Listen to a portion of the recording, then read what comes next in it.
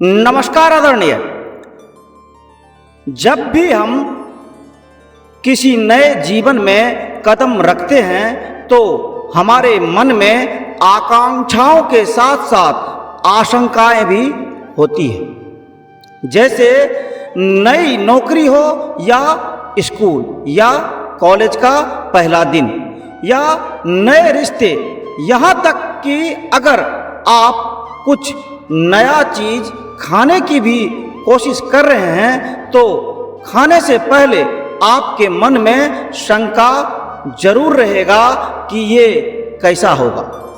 किसी नए वस्तु या व्यक्ति को आत्मसात करने में क्षणिक शंका होना ये मनुष्य का स्वाभाविक प्रक्रिया है।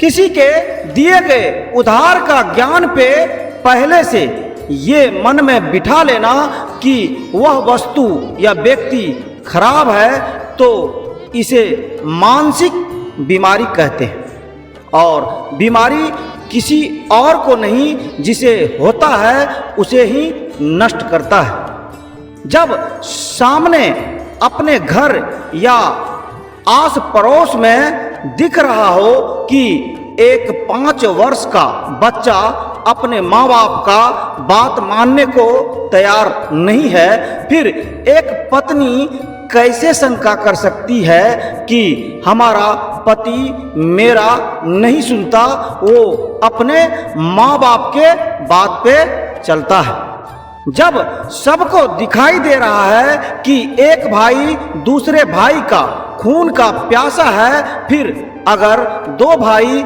आपस में प्रेम से बात कर रहा है तो पत्नी सोचती है वो मेरा पति को लूट रहा है।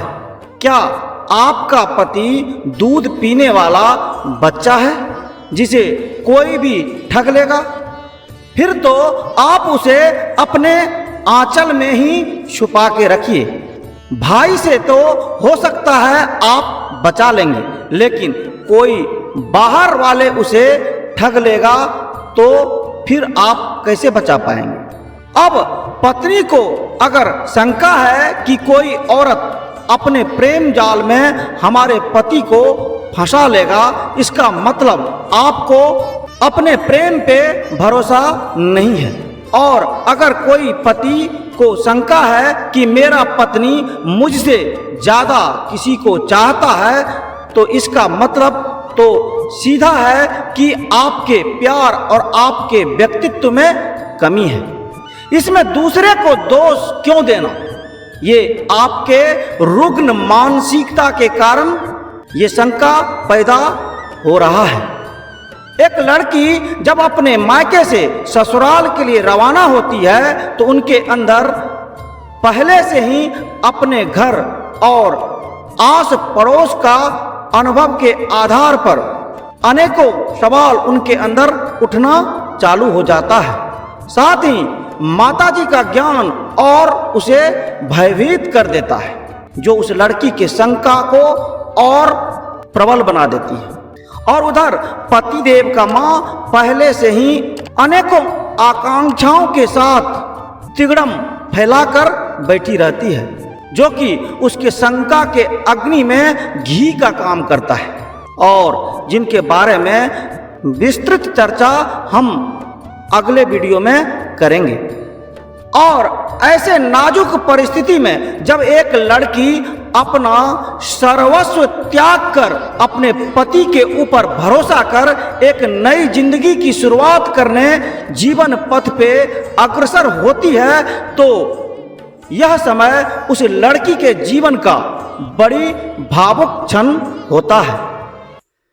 और इस समय उस पति का नैतिक कर्तव्य बनता है कि उसे हवस की प्यास बुझाने वाली वस्तु न समझ उसे अपना छोटी बहन जैसा स्नेह, उनके पिता के जैसा निस्वार्थ प्रेम और एक दोस्त के भांति उसका हौसला वर्धन करे, जिससे वो जिस को छोड़कर आई है उनका कमी उन्हें महसूस ना हो।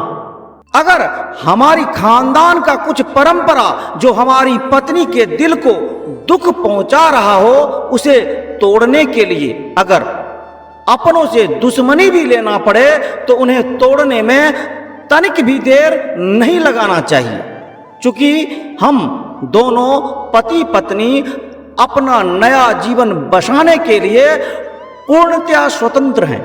बस ख्याल इतना रहे, हम अपने कर्मों से अपने माँ बाप के मूलभूत जीवन की आवश्यकता को पूरा करने में कमी ना करें।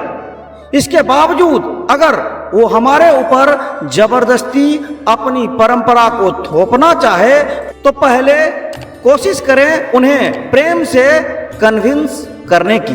बाकी आपको अगर अपने ऊपर पूर्ण विश्वास है तो भले ही वो थोड़े देर के लिए दुखी होंगे, लेकिन जब सत्य सामने आएगा तो माँ बाप को अपने आप एहसास हो जाएगा कि हम गलत थे।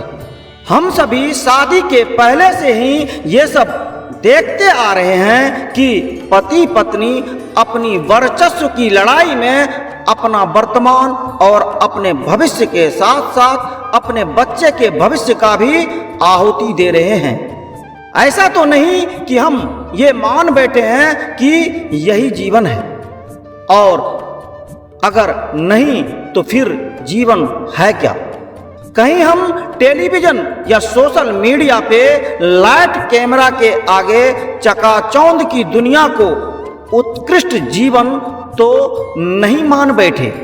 अगर हाँ तो फिर चाहे वो श्रीदेवी, मधुबाला, मीना कुमारी, जीना तमान या king of pop singer and dancer Michael Jackson जैसे बड़े बड़े उन सभी स्टार और सेलिब्रिटीज का जिंदगी के बारे में पढ़ना और उनके जिंदगी पे रिसर्च करना बहुत जरूरी है कि इनका जीवन का अंत कितना भयावह था, जिसकी कल्पना भर करने से आपकी अंतर आत्मा कांप जाएगी। लेकिन अफसोस, हम तो बेहोशी में आधारहीन जीवन जी रहे हैं।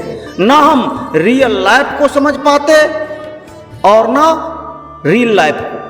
शादी करना अर्थात सृष्टि के रचना और क्रियान्वयन का हम भागीदार बनने जा रहे हैं। 7 जन्मों तक साथ जीने और मरने के कसम खाने वाले 7 महीने में ही हम बिखर जाते हैं। क्या हमने कभी इस विषय पे आत्ममंथन किया? इस लड़ाई में हम अगर जीत भी गए तो हमें क्या हासिल होगा? अनुरोध में जीवन का अनुभव संभव है, परंतु विरोध में कलह और अशांति के सिवाय और कुछ हाथ लगने वाला नहीं है। पति पत्नी के रिश्ते में हम पहले ही रात से अधिकार जताने लग जाते हैं।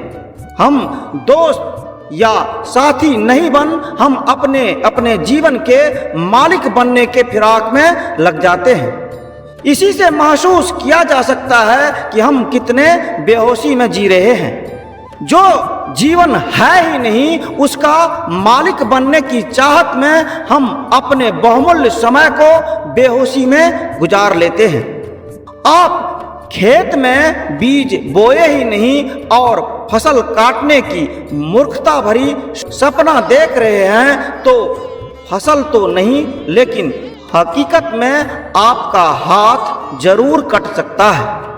आप दोनों पति पत्नी मिलकर अपने त्याग, परिश्रम, समर्पण और तपस्या से जिस नए जीवन का निर्माण करेंगे, उसी पर आपका अधिकार होगा।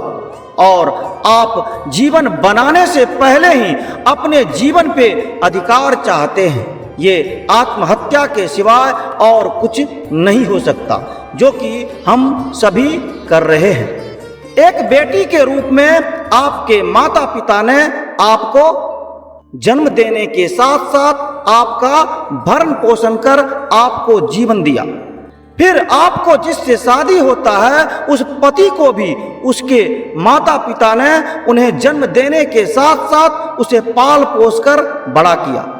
इसमें आप दोनों का अपना क्या, दोनों पे माँ बाप के द्वारा दिया गया जीवन उधार है। यानी ये सृष्टि के रचना के प्रक्रिया में आप दोनों के ऊपर आपका जीवन ही आपके लिए कर्ज है।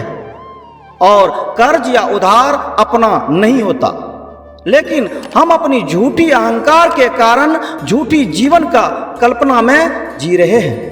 जिस जीवन का निर्माण ही नहीं हमने किया उसे हम अपना मान बैठे हैं, तो शंका तो होना लाजमी है।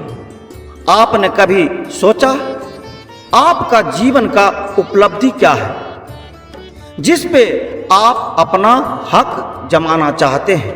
आपने कभी अपने आप से सवाल किया कि मानव जीवन के रूप में सृष्टि की रचना में आपका भागीदारी क्या है? आप मां बने बिना मां का आनंद प्राप्त करना चाहते हैं। यह तो कल्पना करना भी मूर्खता है। अगर किसी के बच्चे को जबरदस्ती ब्लैकमेल करके अपने माया रूपी दरवाजे के अंदर कैद करके उनके ऊपर जबरदस्ती मां बनने की अधिकार आप जता रही हैं, तो उसका भाग जाने का या उससे बिछड़ने का भय या शंका तो आपको हर हमेशा बना ही रहेगा। न आप जी पाएंगे और न जिस पे आप अधिकार जता रहे हैं वो जी पाएगा। फिर इस झूठे अधिकार का क्या फायदा और ये कितना देर तक संभव हो पाएगा? जिस दिन उसे मौका मिलेगा वो आपकी माया रूपी दरवाजा को तोड़कर आजाद हो ही जाएगा। अपने आप को लुटाने का नाम ही प्रेम है और एक दूसरे के कल्याण के लिए जीना ही जीवन है। जब हमारा शरीर का नहीं भरोसा तो फिर दूसरे से क्या आशा और क्या आकांक्षा, क्योंकि इस शरीर का भी खाक होना तय है। हम जैसे ही अपने दाम्पत्य जीवन की शुरुआत करते हैं तो देखते होंगे कुछ दिनों तक हमारा जीवन काफी खुशी और आनंदमय बीतता है, लेकिन इस खुशी को पहले तो आपके अपने ही बर्दाश्त नहीं कर पाते। उन्हें खुजली होना चालू हो जाता है, चाहे वो लड़के का माँ हो या लड़की की माँ। पहल कहीं से भी हो, लेकिन उसमें वो अपना बुद्धि लगाना चालू कर देता है, क्योंकि आप दोनों पति पत्नी के मिलन के खुशी के साथ उन दोनों को अपनों से बिछड़ने का गम और भय होता है, जो कि मोह के कारण होता है। और ऐसे क्षण में जब पति पत्नी के बीच दृढ़ विश्वास की जरूरत हो, उस समय हम अपने प्रिय रिश्तेदारों के ज्ञान के झांसे में आकर शक और शंका का ताना बुन जो वो लोग चाहते हैं उसमें उन्हें सफल कर अपना दाम्पत्य जीवन में जहर घोल लेते हैं। और यही प्रमुख कारण है कि ज्यादातर दाम्पत्य जीवन बसने से पहले ही बिखर जाता है। फिर इसमें धीरे धीरे आस पड़ोस वाले की एंट्री हो जाती है। फिर टीवी सीरियल, जिससे हम अपने निजी लाइफ का मूल्यांकन करने लग जाते हैं। आपने कभी अपने टीवी सीरियल स्टार का रियल लाइफ के बारे में अध्ययन किया है? वो कभी लिव इन में रहती है या 5 साल किसी के साथ और 5 साल किसी और के साथ सोती है या सोता है। उसके आधुनिक समाज में शादी एक बिजनेस कॉन्ट्रैक्ट है। अगर वही जीवन आपको पसंद है तो फिर सभ्य बनने का ढोंग क्यों करना? हिम्मत है तो वही जीवन में प्रवेश कर जाओ।